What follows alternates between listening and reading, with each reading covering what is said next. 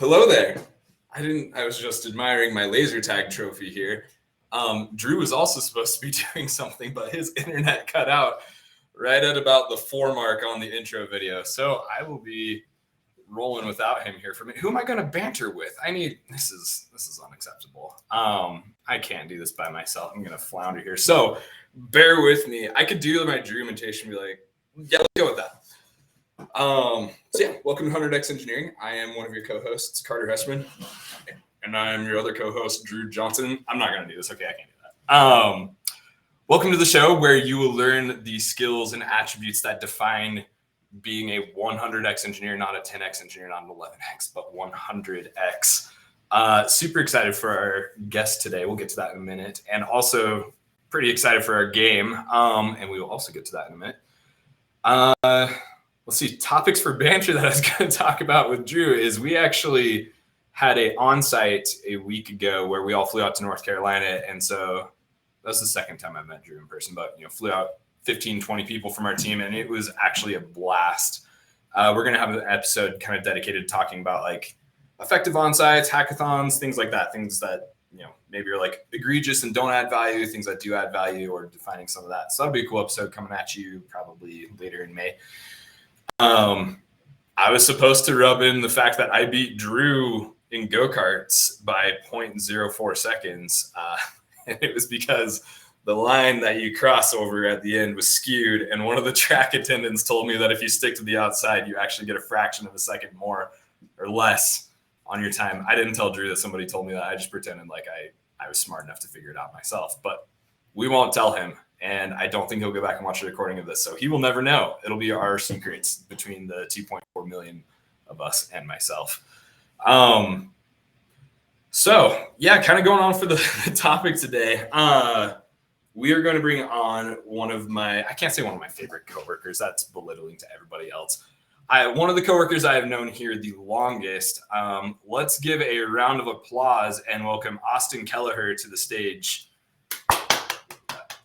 We need like a sound bite for this or something where we have, and like confetti and stuff. Austin, how's it going, man? Hey. I thought we were really close friends until I just heard that statement, though. I didn't want to like make Charlie or Phil or Tyler or literally everyone else on the show feel bad because I feel, I'm closer to all of them than I am to you, I guess. Yeah, because you have like a lot of friends. Yeah. A lot of people. Yeah. Tell us a little about yourself, your background, and let's start there. Yeah, sure. So I'm a software engineer originally. I've been building. Well, I started learning how to code when I was like pretty young, maybe like when I was like 14, maybe. Started doing some lightweight scripting and stuff, and I started off by like meeting people online, like playing games online. And I found some communities. That's like the least sketchy way to meet people, right? Exactly what your parents tell you. Somebody asked me like, "Where do you live? I want to come and give you like 500 rune bucks or whatever." Yeah, exactly. Like exactly what your parents tell you not to do.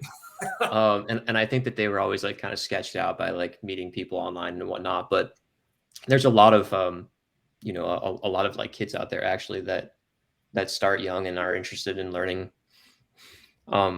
So yeah, I got involved in like some small like game communities when I was pretty young, and so I picked up building software, writing some scripts, working with games like pretty young, and then ended up kind of turning it into a career. So I got like a 4-year degree in CS, and I've gone through a few different companies. I have some differing experiences, but my primary background is like building cloud-based software. And so I've been at JupiterOne now for 4 years. So it's been a pretty wild ride. And like working with Carter for pretty much engineers, like one of the founding people of the team, which is pretty awesome. So yeah, man, it's been a pretty wild ride, honestly. It feels like it's been a lifetime in a good way. Like I love my job, and I love the people I work with, including yourself. So oh, well, that means a lot. So I have good news for all of our viewers who are tired of seeing me filibuster by myself.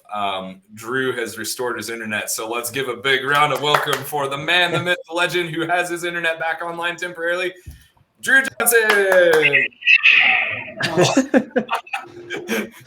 The audio quality for that was as good as I hoped it would be. Was it really? I was hoping it would be okay. It sounded like it was saying something in like a garbled voice. That was awesome. Yours is cooler than mine. Yeah, I'm sad I missed out on what the other intros were. Hopefully the internet doesn't kick out here. Yeah, it was perfect timing, like right there at like the 5 or 6 second left mark until the 100. You missed a big secret that I shared with all of our followers and everybody watching right now. Of I gotta tell them, but I gotta come clean. Of how I beat you by 0.04 seconds in the go-karts. Mm-hmm. One of the track attendants whispered to me. I asked them, I was like, hey, like, how do I win? And they're like, the line for like the starting line is slanted. So if you go to the outside edge of the track, you will get a marginally faster time, like 0.004 seconds faster. Oh and I my was like, gosh. Thank you. Do not tell anybody here that. And that is why. So how do I file this complaint to HR? It was a workplace something. This is bad.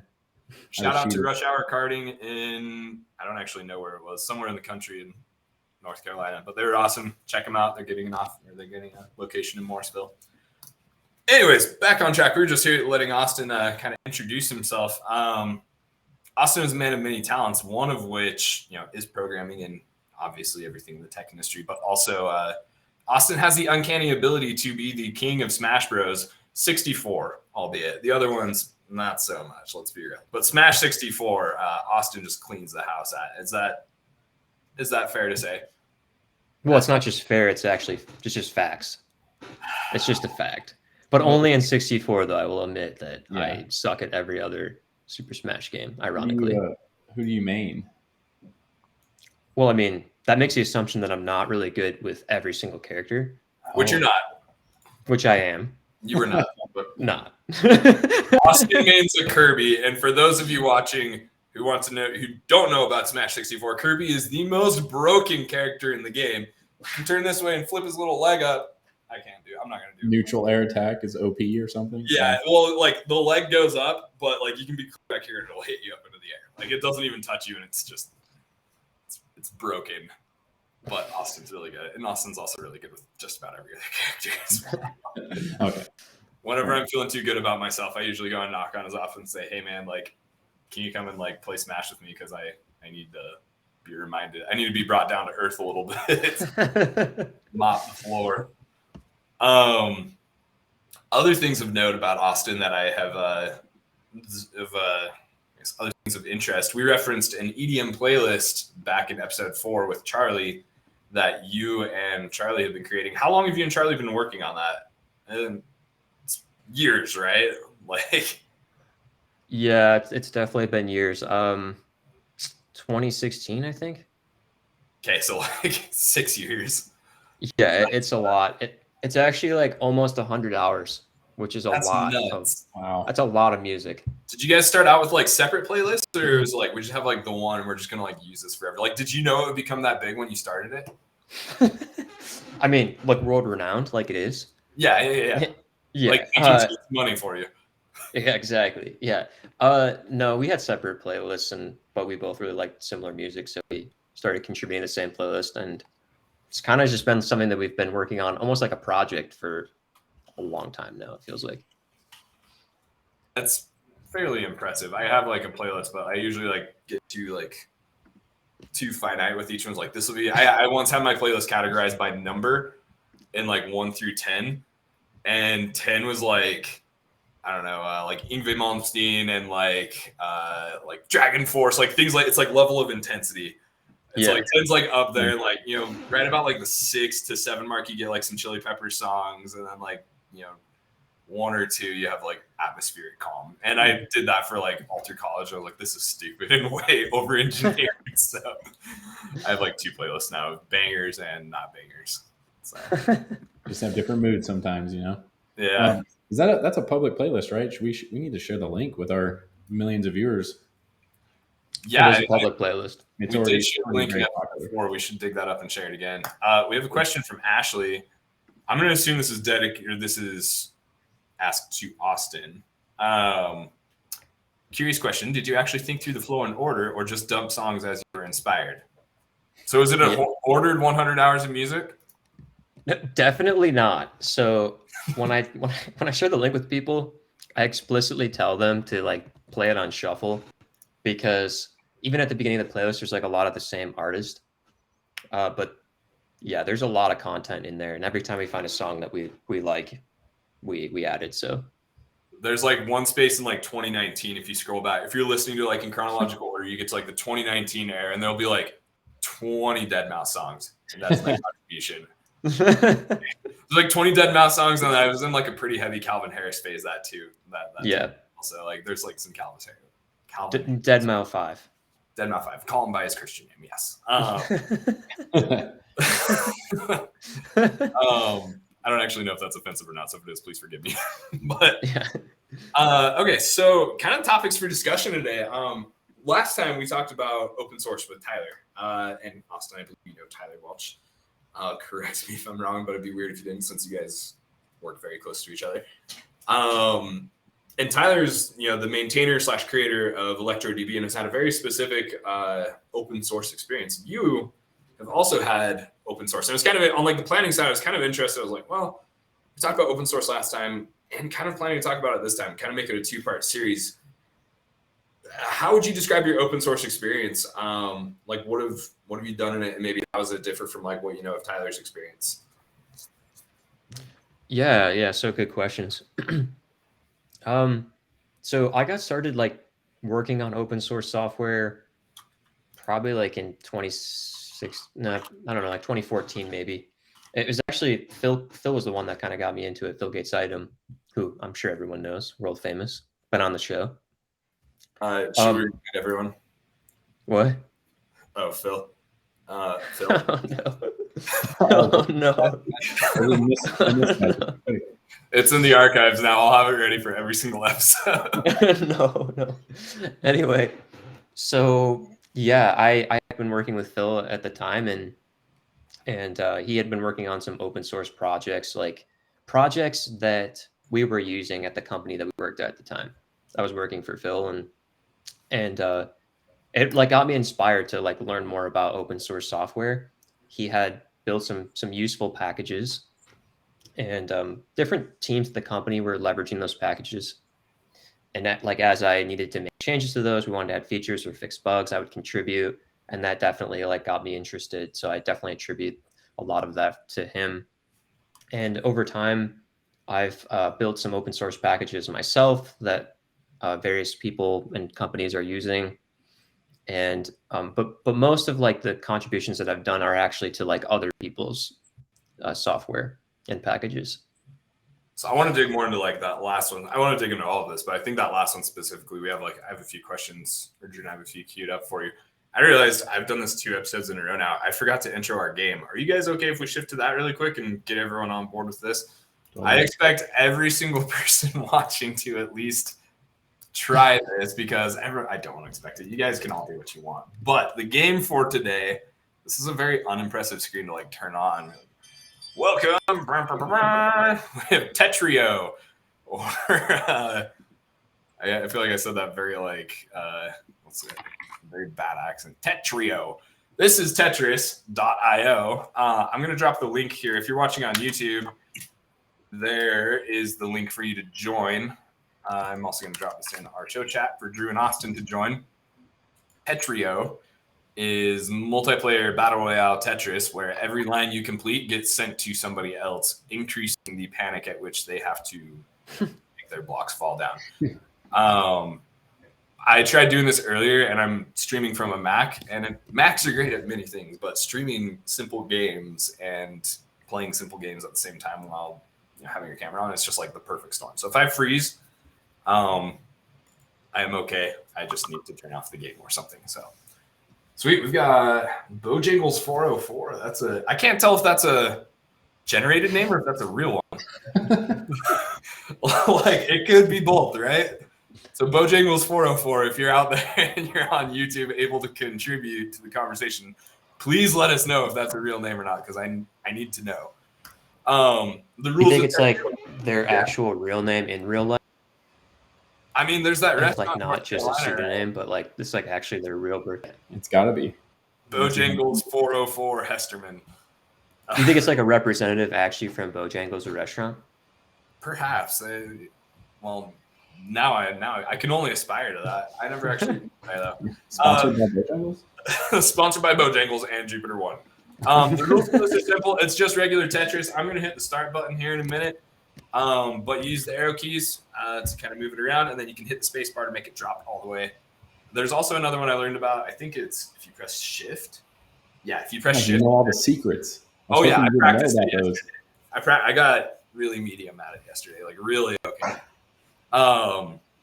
But if you press shift, it'll actually take your it's a thank you, Mr. Ardinator, for clarifying and answering this. Our next doing episode 6, Austin Kelleher, not sponsored by Bojangles. That's just funny. Yeah, that's really funny. I love that. So yeah, if you press shift, you'll actually take the piece that you're putting down and you can put it in your pocket, and then you can swap it back out later, which feels kind of broken. I didn't know you could do that in Tetris. Well, let's get rolling with this. Oh man, somebody left. Austin left. So we'll start in just a minute. I'm not going to make Austin. Yeah, as soon as we start, the conversation's going downhill anyway. So yeah, it's going to be. All right, I'm back. All right, here we go. Cool. Good luck playing Tetrio and answering these questions, Austin. But we'll start with the simple one. Would it be fair to say that you're passionate about open source software? Yes. Yes. Okay. Where would that passion have originated from? All right, I'm like all business now. Like, let's go. Let's play some Tetris.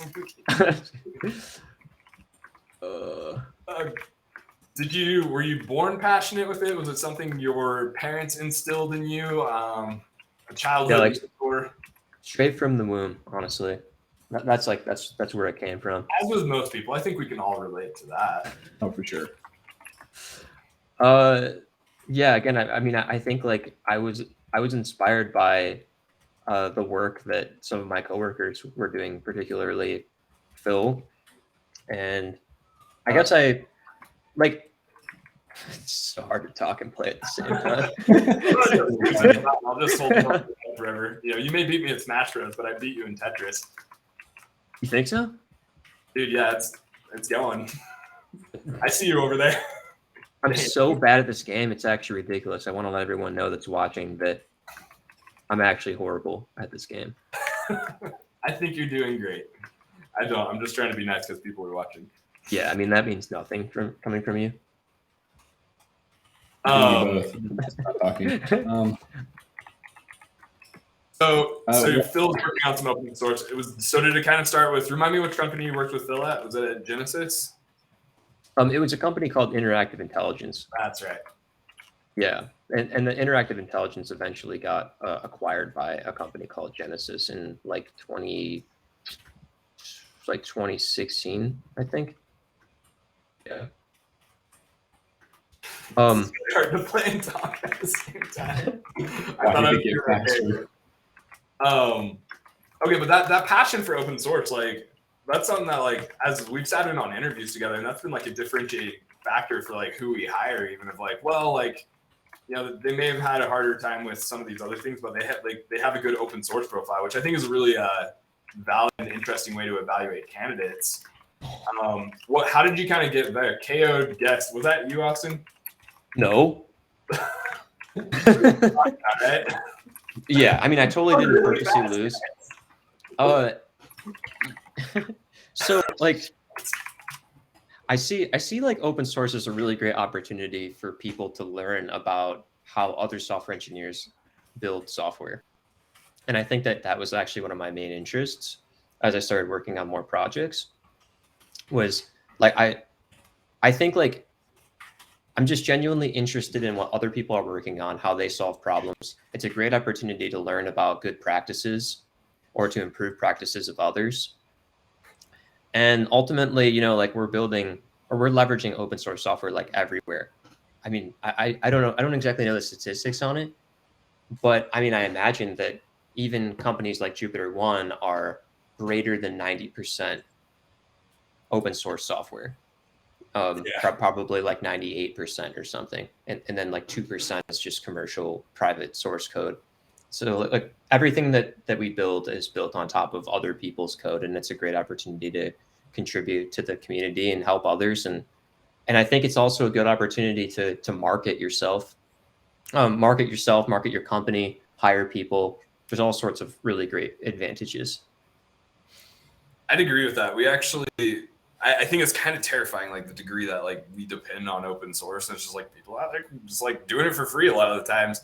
We just bought our first piece of like licensed, like our first licensed NPM package recently, which was like a weird experience to go through. It's like this is like the first one we're not like that we're actually like paying for. Which like we're getting a whole service with it, like it's good, but it was just like a very like weird experience that was eye-opening of kind of remembering like there is so much stuff out there that we just get for free. Like I think like 20 years ago, I don't know if I would have anticipated that like you could do that to the degree that you do today. Like people are just like very, yeah, I think there's a lot of benefits to like having your name in the open source community, and there's so much available for free that like it's kind of mind-boggling in my opinion. Yeah, for sure. I think on the flip side of that coin, though, you're depending on things that other people depend on, and so there's a little bit of safety there, understanding that you're not the only one that stands to lose something if those packages are not exactly what you want them to be. And Austin, I really like that point about being on the junior side of things. You can kind of step into a more complex ecosystem without a lot of experience, and you can pick away at smaller pieces of something without having to own the entire thing. Mm-hmm. Think about it like that before. Yeah, I think like one of the honestly great things about open source, that some of the best people that I've ever worked with are people that are really great at navigating other people's code, not just navigating code that they write. I mean, both take skill, and building your own services and systems and programs, like that's one skill, and that's a difficult skill. But it's another even like higher level or different skill to be able to navigate other people's code in an effective way and contribute and not break things. Make sure you're following the patterns of those people's code bases to respect them. All that stuff is like are skills that you can learn by contributing to open source software. I agree with that. In one of our previous episodes, we kind of talked about like the values and risks of like junior engineers, and I think that's one of those things that like no matter how much school you go through, whether it's boot camp, whether it's college, or, undergrad, graduate degree, like every bit of code you're working with there has either been written to live for like a month or less by someone other than you, or like has been written by you, and so like you're not getting a lot of exposure to working with like large code bases. And like I had a conversation with one of our coworkers like this last week about like, Carter, if you could change anything in the tech industry, like what would you? It's a really big question, but like off the cuff, I was like, I would love to like improve like the education around it. Of like, I think there is a way that we can train better for that, of like setting people up for success better when they come into a company, getting them used to looking at other people's code. And I think open source software is like a potential venue there to have like, you can benefit the open source community while also giving people chances to contribute to things and like learn those valuable skills. That is a differentiator between what I think is like a junior engineer and like a mid-level engineer. And then even like a senior engineer, like I think it's something that you evolve with throughout your whole career. Yeah, it's really interesting because, I've heard people in the past say things like, I would really love to know like how this company delivers their software, like what their code looks like, this specific company that they respect. And like the fact of the matter is it's probably not terribly different than the type of code that you're used to seeing. They're solving different problems and they have different practices, but so much of it is already like available to you via like open source. Like if you are really interested in like how Google delivers their software, like what do their coding styles look like? Yeah. What types of practices did they use, and what can you learn from them? Well, they're a huge contributor to open source.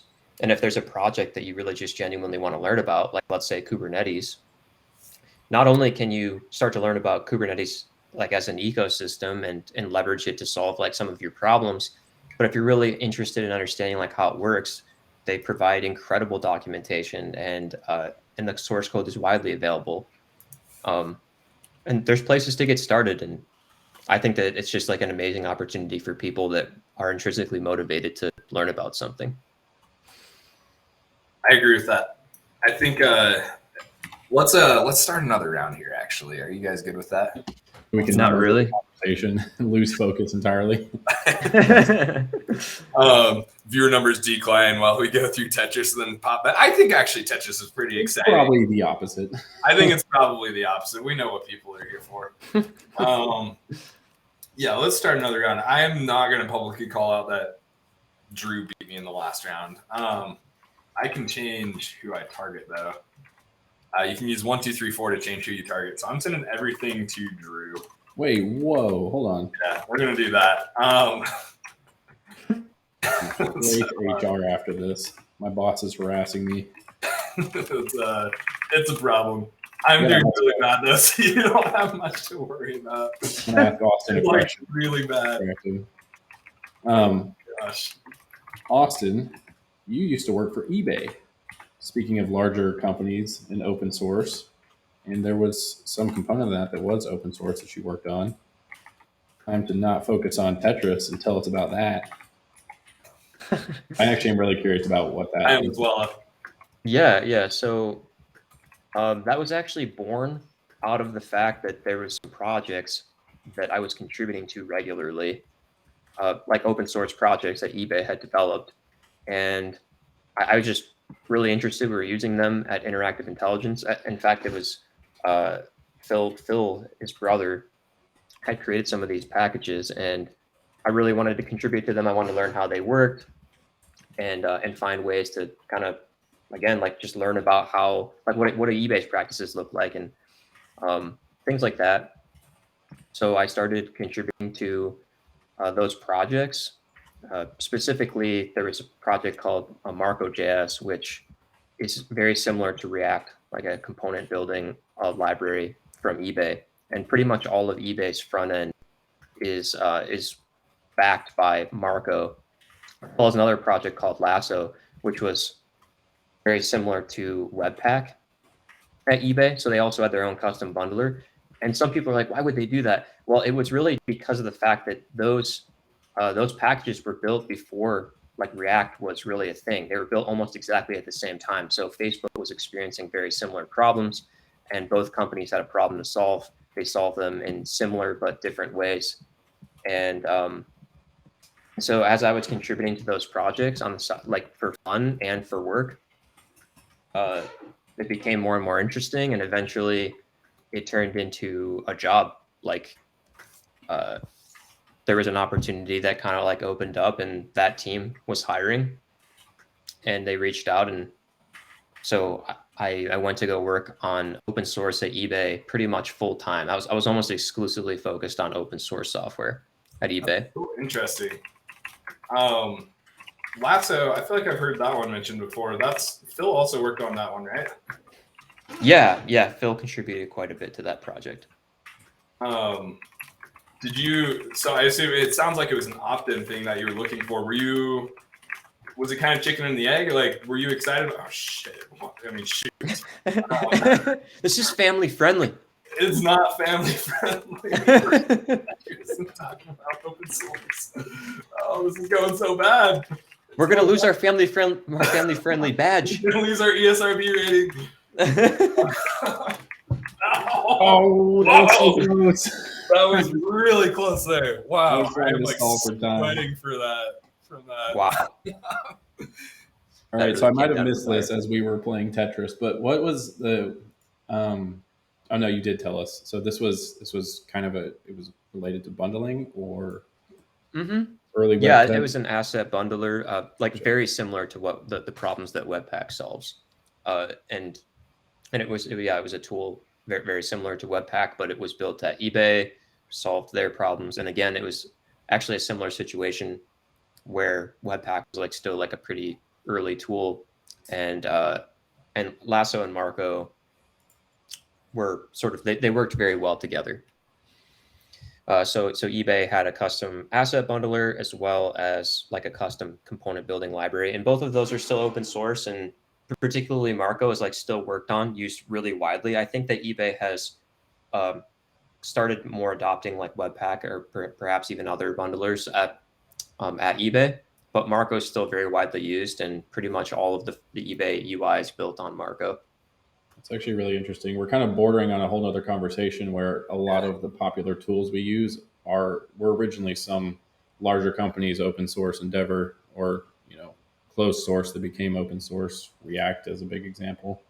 It actually is pretty interesting. Yeah, I just and go Marco ahead. eBay, and it just gave me like a bunch of jewelry listings. So I didn't know if it's spelled with a K. Looks like it's under. Is it Marco JS? Yeah. So here I can. Or eBay UI core. Can add it to the show notes for those curious. Yeah, I'll send that in the channel here.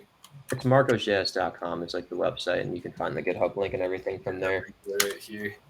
So there was like lots of plugins and plugins and like tools and stuff like that are built around the Marco ecosystem, blog posts, things like that also we worked on. So we were kind of like, the team wasn't just focused on contributing to like Marco core. We were also building the entire ecosystem around Marco blog posts, addressing like issues. So Marco is like actually like a pretty like big project. I mean, not nearly as big as React, but if you see like the GitHub page, it has 11K stars. There's a lot of people that are using it, different companies. That's really interesting. I'm kind of cruising through this. There's like, I think you're right, Drew. There's like a whole other conversation we can dip into with this. There's a couple of other like big tools out there that use open source that have like surprised me. Sentry is one thing that we use for our error monitoring and reporting, and their front end, back end, like everything on Sentry is open source. So you can actually like on-prem Sentry essentially for free. If you can set up all like the infrastructure around it, like get it all hosted correctly, if you can wire all the pieces together. But there's like, what was that? Was that a Sentry ad? Are we sponsored by Sentry? We need to plug them. 100x Engineer sponsored by JupiterOne, Bojangles, and Sentry. Okay. Thank you. Yes, that is correct. But yeah, so there's like an awesome self-hosted list that I like to go through to like find like self-hosted apps and things I can just like run for fun on my own servers. And Sentry is on there as one of them. There's another one out there. This is kind of shifting gears a little, or shifting genres a bit, but Skyrim Together, for those of you that, this is partially a gaming show, right? If you played Skyrim in the past 11 years, maybe you have found yourself saying, gee, I wish I could play this with my friends. And Skyrim Together aims to realize that goal, also sponsored by Skyrim Together, or the Together.games, or I can't remember what they're called. But yeah, that was actually open. It was closed source for a while, and then people got really mad because the developers were moving too slow, so they open sourced it. Nobody contributed, so on Discord they just kind of lit everyone up. They're like, "What the heck, guys?" and like had some really passive aggressive like announcements. They closed sourced it again because I don't know why, and then I think they finally landed on it being open source for like long-term maintenance. I'm not sure. So today you learned. It's just to say you learned this today. I think that there's also something to be said about like the approachability of projects. So I don't know. I don't know anything about the Skyrim Together project besides what you've told me, but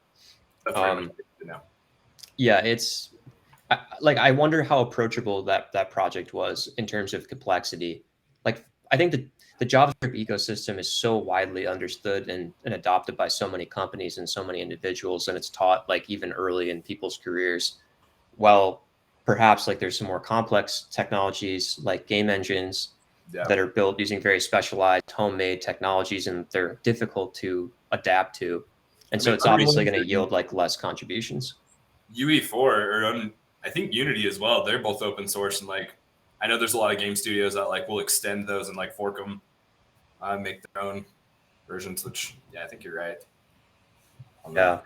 I think we need to have one more round of Tetris. We're coming up on time. We got about 6 minutes left. But are you guys game to do one more round? Yes, absolutely. Okay, let's bring it back on. I'm gonna win this one because I'm so good at this game. Yeah, and so for our viewers, we don't want to watch just Austin. We're gonna watch the game. So for our viewers, or should we do it this way? Let's see. Nope, that is so much worse. There's a little private chat we have in here, and Drew said we should have a tiebreaker, and I asked if that just means that we're assuming Austin isn't even in the running, which I thought was offensive, Austin. So I didn't mean it like that. I mean, Austin's doing the most talking while we're playing, so it's a bit that's hard. fair. That's fair. I'm just trying to get you in here. All right, we got guest 049 here. We've got a good question in the chat. Yeah, we got a question in the chat here. I think this is a good one to kind of close on here. What makes an open source project more approachable, especially for newbies? Which is a question we kind of covered in the last episode, but I think Austin, I'd be curious to hear what your thoughts on this, because I assume they'd probably be, as somebody who you've contributed to open source projects, like what are the things that have set you up for success on that or made it more approachable? Yeah, I think that there's a couple different components. Like definitely really good documentation is probably the first step. I mean, that's important for any system, not specific to open source, but if you want to make your project approachable, you have to have really good documentation. And I think that's even important for usability. So honestly, like the first step is to just like get access to people that find your project interesting and ensure that they find it useful. Because if you have no one that's adopting your project, like you're not going to get contributions anyways. Sure. So that's the first step. And then things like if you want your project to be approachable, I think that there needs to be good access to like things like issues for people to contribute to, like even getting started, like low hanging fruit type issues. Sometimes like you want to contribute those or fix those issues yourself or build those features yourself because they're easy, they're low hanging fruit. But if you want people to contribute to your project, you need to be able to give access to simple things like that. Even things as small as just having like a really good README in your project, like go a long way to convincing people that like your project's a serious thing. So I think I read an article like a while back about like how to get a lot of stars on your project, on your GitHub project. And some of the things were like, well, you have to have a really good README, you have to have good documentation, like a logo helps, or like some visuals, maybe like a GIF if it's like a visual project. Even if it's a CLI, you could have a GIF, a GIF, depending on who you ask. I wasn't going to tease you about it. I knew you were thinking it actually, so that's why I said it. Specifically, I like actually don't care what people say. Specifically, you. It's good. I have no idea what I'm doing right now. I'm getting absolutely destroyed. Me too. What are some of the open source projects you've contributed to? Aside from the ones we already talked about. So the loaded question is, I seem to recall you working on something related to Puppeteer a while ago. Is that or Playwright? Yeah, I mean, I've crap. KO'd. I've contributed to a lot of projects. So even small packages that we've used here at JupiterOne, like fixing bugs or opening issues, contributing features, things like that. I've worked on a lot of like small packages. Some of the bigger projects, obviously, were like Marco Lasso. I have some of my own projects. So in some of the people, Carter, that like you've been connected with in the past that also work in open source, I got connected with those people because of packages that I created for JupiterOne and open sourced, and then they reached out to me on like LinkedIn and other social media to ask about like features that they want. So there's been some connections we've made at JupiterOne just through open source packages that I had in my own GitHub. Like the alert rules that we have at JupiterOne use an open source package that I built that's for like custom templating engine that there was just like no real good solution out there. Most recently, besides like the work that we do at JupiterOne, which is like a whole nother thing, we could talk about it, but a lot of the engineering that we do here at JupiterOne is open source, specifically in the integration side, which is the team that I'm focused on. I've been starting to do like more contributions to like the Node.js project. So I've worked on various different repos on Node Core, like the Node Core ecosystem, just kind of like getting my feet wet and trying to understand like how things work.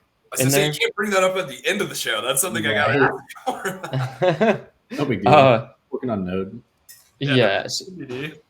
So I recently fixed like my first bug in Node Core and then contributed to a few other repos, and I've been reviewing PRs like on Node Core, trying to understand like how to get more into that project.